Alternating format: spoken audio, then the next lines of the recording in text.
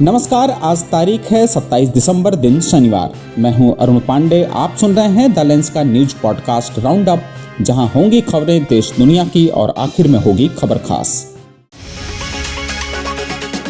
छत्तीसगढ़ के रायगढ़ जिले के गारेपेलमा सेक्टर 1 कोल ब्लॉक परियोजना के विरोध में ग्रामीणों का आंदोलन आज हिंसक हो गया। खुरुसलेंगा गांव के पास एक डंपर ने एक ग्रामीण को कुचल दिया, जिससे उसकी मौत हो गई।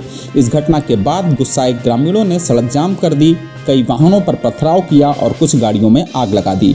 पुलिस ने स्थिति को नियंत्रण करने के लिए लाठीचार्ज किया, जिसमें थाना प्रभारी निरीक्षक कमला पुसाम ठाकुर समेत दर्जनों पुलिसकर्मी और ग्रामीण घायल हो गए। सामाजिक कार्यकर्ता राधेश्याम शर्मा सहित कई दर्जन लोगों को हिरासत में लिया गया। पुलिस अधीक्षक खुद मौके पर पहुंचे और आसपास के जिलों से अतिरिक्त पुलिस बल बुलानी पड़ी।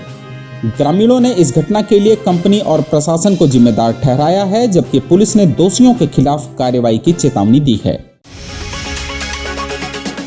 उधर मनरेगा का नाम बदले जाने के बाद कांग्रेस इस मुद्दे को छोड़ने के मूड में बिल्कुल नहीं है। आज नई दिल्ली में हुई कांग्रेस कार्यकारिणी समिति की बैठक के बाद ऐसा ही लग रहा है। कांग्रेस ने इस मामले पर देशव्यापी आंदोलन का ऐलान किया है।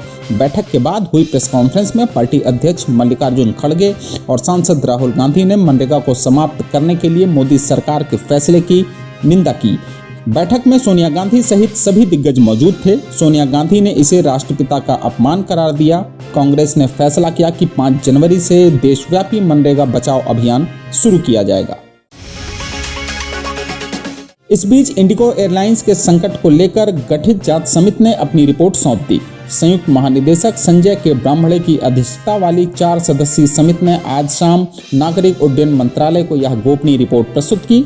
बता दें कि दिसंबर के पहले सप्ताह में इंडिगो की हजारों उड़ानें रद्द होने और देरी से यात्रियों को भारी असुविधा हुई थी। इसकी जांच के लिए डीजीसीए ने 5 दिसंबर को यह समिति गठित की थी, जिसे मूल रूप में 20 दिसंबर तक रिपोर्ट सौंपनी थी। बाद में समय सीमा बढ़ाकर 26 दिसंबर कर दी गई थी। समिति ने नए उड़ान ड्यूटी टाइम लिमिट नियमों के लागू होने, पायलटों की कमी, रोस्टर प्रबंधन में गड़बड़ी और अन्य कारणों की जाँच की। उपभोक्ता मामलों के मंत्रालय को इंडिगो से जुड़ी 100 शिकायतें मिली थी, जिनमें उड़ान रद्द होना, मुआवजे न मिलना और रिफंड की समस्याएं शामिल हैं। इन्हें एयर सेवा पोर्टल पर भेज दिया गया है। रिपोर्ट गोपनीय होने के कारण इसके निष्कर्ष अभी तक सार्वजनिक नहीं किए गए हैं। उधर पश्चिम बंगाल में घुसपैठियों का मामला आज फिर गर्म हो गया।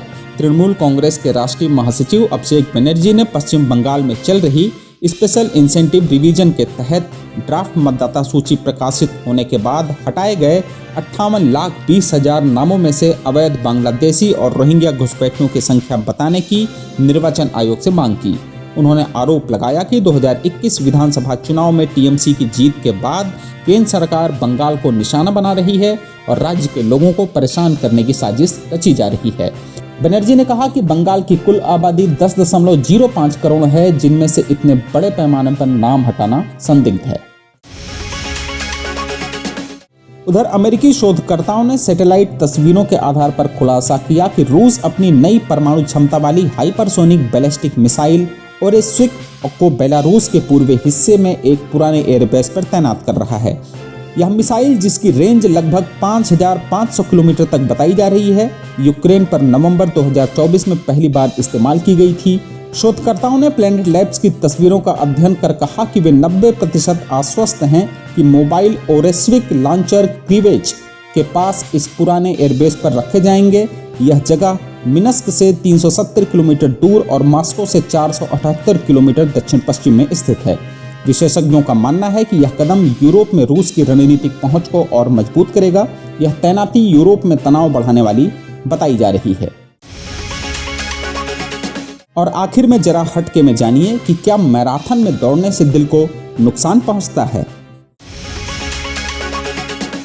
जामा कार्डियोलॉजी मैगजीन में प्रकाशित एक अध्ययन ने इस सवाल को निर्णायक रूप से सुलझा दिया है। 10 साल तक चले इस अध्ययन में 152 शौकिया मैराथन धावकों को शामिल किया गया। शोधकर्ताओं ने दौड़ से पहले और बाद में उनके हृदय की जांच की और फिर 10 वर्षों तक उनकी हृदय सेहत पर नजर रखी। मैराथन के तुरंत बाद हृदय के दाहिने वेंट्रिकल की पंपिंग क्षमता थोड़ी कम हो जाती है, लेकिन यह कुछ दिनों में पूरी तरह ठीक हो जाती है। 10 साल की निगरानी में इन धावकों के हृदय में कोई स्थायी क्षति नहीं पाई गई। हालांकि दौड़ के बाद खून में ट्रेपोनिन स्तर बढ़ जाता है जो दिल के तनाव का संकेत देता है, लेकिन यह सामान्य और अस्थायी होता है, दिल का दौरा नहीं। विशेषज्ञों का कहना है कि मैराथन पूरी तरह जोखिम मुक्त नहीं है। यह छिपी हुई हृदय बीमारियों जैसे कोरोनरी धमनी रोग को उजागर कर सकती है। ब्रिटेन में हाल ही में एक 42 वर्षीय धावक की मौत इसी कारण से हुई थी, जहां सीने के दर्द को नजरअंदाज कर दिया गया था। बहुत ज़्यादा कठोर अभ्यास करने वाले उम्रदराज खिलाड़ियों के दिल में फाइब्रोसिस यानी निशान बनने की आशंका बनी रहती है। फिर भी सामान्य शौकिया धावकों के लिए यह अध्ययन सकारात्मक संदेश देता है कि संयमित मैराथन दौड़ दिल के लिए सुरक्षित है। तो आज के लिए बस इतना ही। कल होगी फिर मुलाकात नई खबरों के साथ। खबरों को विस्तार से पढ़ने के लिए विजिट करिए हमारी वेबसाइट talents.in। यूट्यूब के अलावा हमारे पेज को एक्स, फेसबुक और इंस्टाग्राम पर भी फॉलो करें। शुक्रिया।